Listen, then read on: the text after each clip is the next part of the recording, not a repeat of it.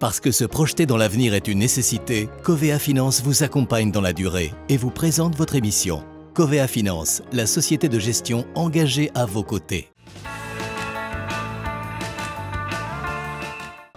Bonjour Olivier de Béranger. Bonjour.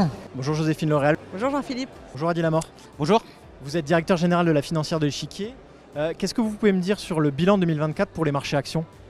L'année n'est pas encore terminée, mais pour l'instant c'est une très bonne année puisque les marchés américains sont en hausse de près de 20%, les marchés européens sont en hausse de près de 10%. Finalement, il y a deux canards boiteux, si je puis dire, c'est le CAC 40 et la Chine qui pour l'instant laguent un peu les indices mondiaux. Et est-ce qu'il y a des thèmes de prédilection pour cette année 2024 ? Les thèmes qui ont bien fonctionné ont un peu varié pendant l'année. À un moment, c'était toutes les entreprises qui avaient beaucoup de pricing power dans la phase de fin d'inflation qu'on a connue au début de l'année 2024. Et puis maintenant, on est plus dans une recherche des actions un petit peu plus défensives, car on pense que le cycle économique va devenir un petit peu plus compliqué. Quel bilan vous faites sur l'année 2024 pour les marchés obligataires ? Alors marché obligataire, comme on l'avait un tout petit peu anticipé, bonne performance, résilience, un peu plus de volatilité, le portage comme maître mot, 2 chiffres, plus que 5% sur les marchés au rendement européens, et plus que 3% sur l'investment grade à ce stade, à la date du 15 septembre. En parlant de cycle économique, quel impact a eu sur votre gestion le contexte géopolitique et macroéconomique ?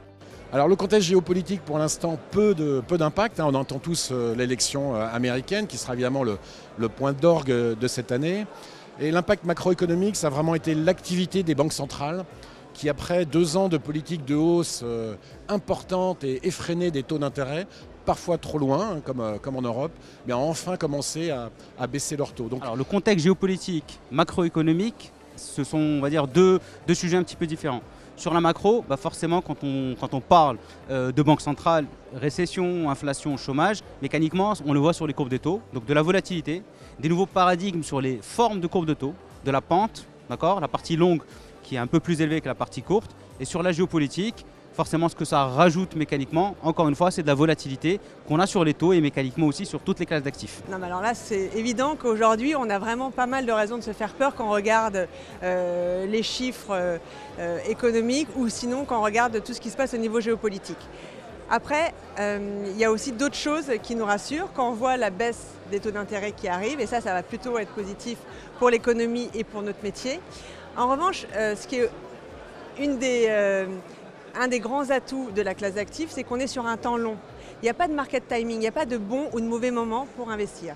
Et ça fait ça fait vraiment la grande différence.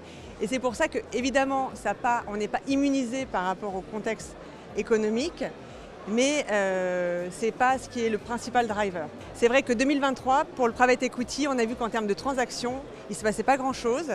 Pour nous, ça a été une année blanche. Depuis 2024, on a fait 3 nouveaux deals. On a vendu 2 deals, on va en vendre certainement un 3e cette année. Donc il y a pas mal de choses, ça repart. Un focus plutôt sur les États-Unis que sur l'Europe sur l'année 2024. Cette année, oui, c'est ce qui a marché le mieux. Et d'ailleurs, sur longue période, malheureusement, les actions américaines surperforment largement les actions européennes. Je suis plutôt confiant sur la poursuite de la baisse des taux parce que je le disais à l'instant, les taux ont monté trop vite, trop fort, particulièrement en Europe. Et donc le soutien monétaire va progressivement faire place au soutien budgétaire. On sait qu'il n'y a plus de possibilités de relance budgétaire. Donc c'est le soutien monétaire qui va aider l'économie mondiale. Et après, on a une année d'élections aux États-Unis. Statistiquement, l'année qui suit les élections aux États-Unis est généralement une bonne année pour les actions. Et entre l'Europe et les États-Unis, est-ce qu'on peut désigner un vainqueur ? Un vainqueur, je ne sais pas, mais ce qu'on peut dire sur la partie obligataire en tant que telle, la partie on va dire de pays, que ce soit l'Allemagne, la France, etc., les taux européens se sont légèrement écartés par rapport au début de l'année. Aux États-Unis, ils ont légèrement baissé, mais on a un reliquat, on va dire, de la fin 2023.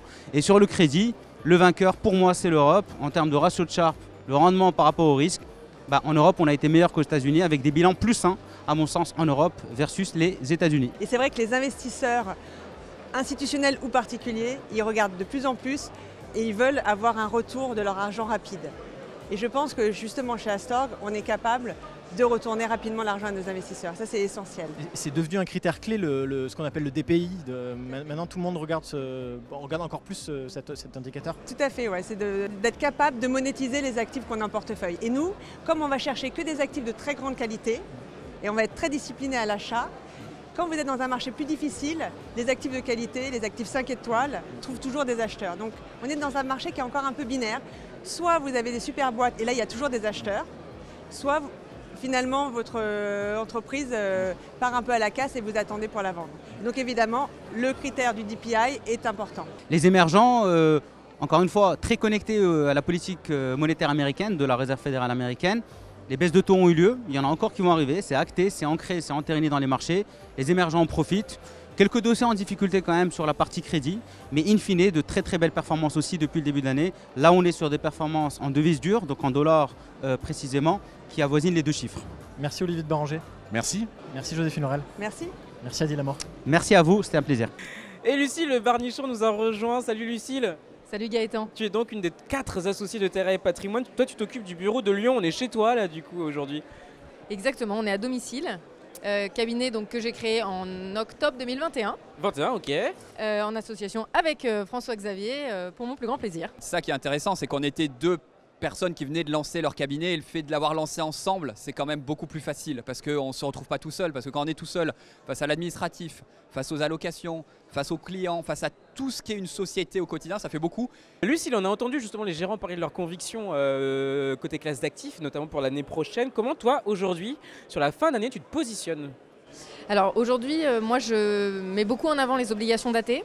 Assez long terme et tant qu'à faire du high yield pour aller chercher plus de performance. Et la deuxième classe d'actifs sur laquelle je positionne beaucoup mes clients, c'est le private equity, le non-coté, oblig et action. Alors justement, le private equity, c'est un marché, on le sait, hein, qui est quand même en très grande difficulté en ce moment. Comment vous jouez le private equity aujourd'hui ? En très grande difficulté, on va peut-être pas aller jusque-là quand même. Oui, tu as des stratégies qui sont en grande difficulté sur certaines stratégies value add. Vous justement, vous allez sur quelle stratégie sur le PE ? On est beaucoup sur de l'obligataire. On a énormément d'obligataires non cotés. Donc en ce moment, avec cette période de taux élevés, c'est assez exceptionnel parce qu'on a un rendement risque qui est juste absolument top pour les clients. Et ensuite, on a du non-coté qui va être du non-coté international. Donc on est quand même très orienté vers les États-Unis.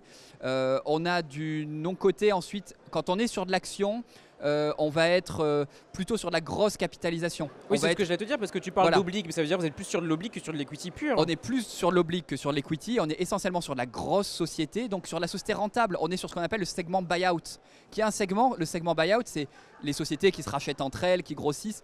C'est un segment qui aujourd'hui reste rentable et sur lequel il y a un très bon couple rendement-risque. Par contre, aujourd'hui, ce qui est plus long, c'est de rendre l'argent aux investisseurs. Parce que rendre l'argent aux investisseurs, ça implique qu'il y ait des transactions. Et avec les taux élevés, on a vu une baisse des valos, une baisse des transactions.